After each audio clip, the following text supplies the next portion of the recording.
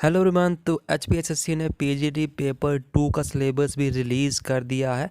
Examination fill up होने के बाद काफ़ी बच्चे इसका वेट कर रहे थे और आज इन्होंने पेपर 2 का सिलेबस भी रिलीज़ कर दिया है। तो जो पेपर है वो पेपर 1 और पेपर 2 में होगा। तो जो पेपर 1 का सिलेबस है उन्होंने ऑलरेडी एडवर्टाइजमेंट में बता रखा था, और जो पेपर 2 था उसका सिलेबस आज उन्होंने रिलीज़ कर दिया है। तो काफ़ी बच्चे जो है वो इसका इंतज़ार कर रहे थे।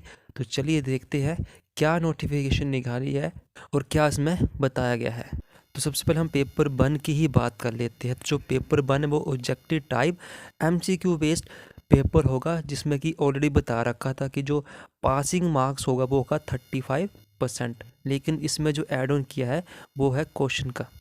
तो यहाँ पर देख सकते हैं जो क्वेश्चन होंगे टोटल वो होंगे 50, और जो एक क्वेश्चन होगा वो 2 मार्क्स होगा। तो मैक्सिमम जो मार्क्स रखे हैं वो है 100 मार्क्स, और जो टाइमिंग होगी वो होगी 1 आवर। तो 1 आवर का आपके पास टाइम होगा और 50 आपके पास क्वेश्चन होंगे।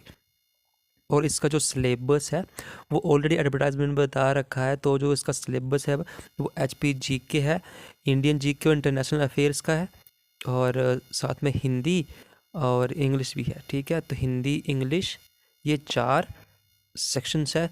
जो कि जो जीके होगा एचपी का वो होगा 30 मार्क्स का, और इंटरनेशनल और नेशनल होंगे 30 मार्क्स के।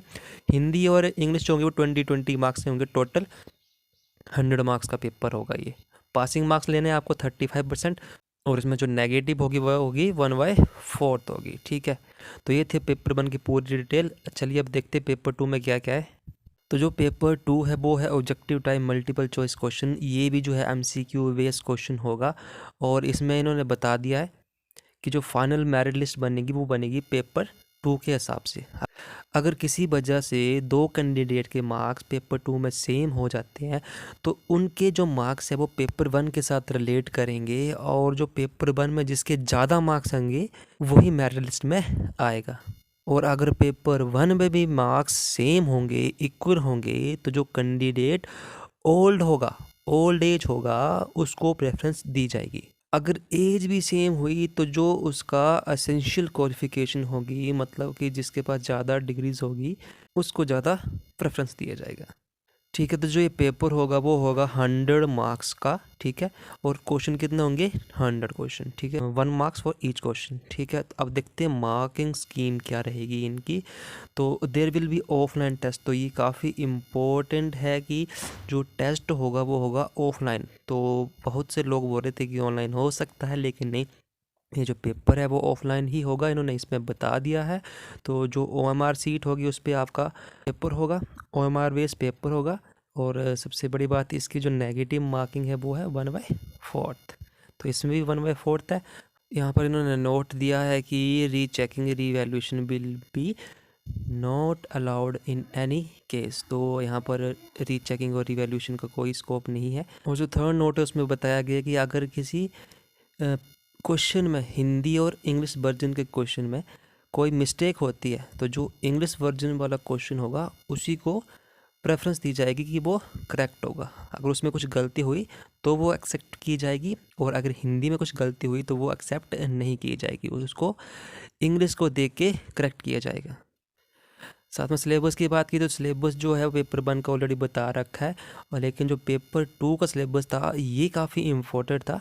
तो इसी का वेट कर रहे थे बच्चे, तो कब पेपर 2 का सिलेबस आए। तो जो पेपर 2 का सिलेबस है वो उन्होंने अपलोड कर दिया इसके वेबसाइट पर, और जो इसका लिंक है वो यहाँ पर आप देख सकते हो। तो जितने भी सब्जेक्ट है उनका यहाँ पर लिंक दिए गए हैं। अगर आपका इंग्लिश है तो आप यहाँ पर इंग्लिश के ऊपर क्लिक करके डायरेक्ट आपको ये वेबसाइट पर ले जाएगा, और जो सिलेबस होगा वो डाउनलोड हो जाएगा। साथ में देखिए हिंदी है, हिस्ट्री है, पॉलिटिकल साइंस है, इकोनॉमिक्स है, मैथमेटिक्स है, फिजिक्स, केमिस्ट्री, बायो और कॉमर्स है। तो जिसका जो सिलेबस है वो यहाँ पर क्लिक करके अपना सिलेबस देख सकता है।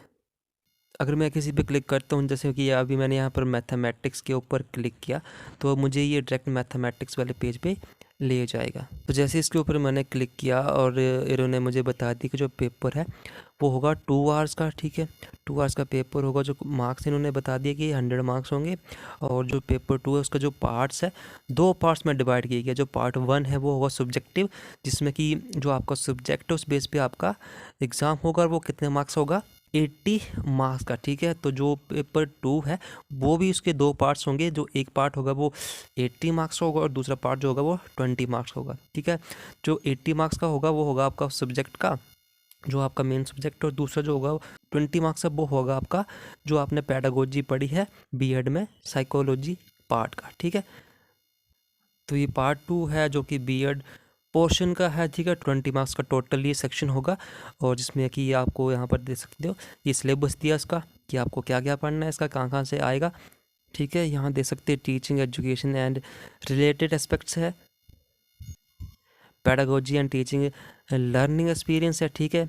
Information technology in teaching learning process, जो आईसीटी का भी इसके अंदर जिक्र है, आईसीटी का भी थोड़ा सा पोर्शन है, ठीक है। तो ये था पूरा सिलेबस कि कैसे कैसे आपको कहाँ कहाँ से पेपर आने वाला है। तो जिसका जो जो सब्जेक्ट है वो अपना अपना देख ले और तैयारी में लग जाए। तो जो इसका एग्ज़ाम है वो जल्दी ही आ सकता है, विद इन 1 मंथ ये पेपर आ सकता है, क्योंकि सिलेबस इन्होंने रिलीज़ कर दिया।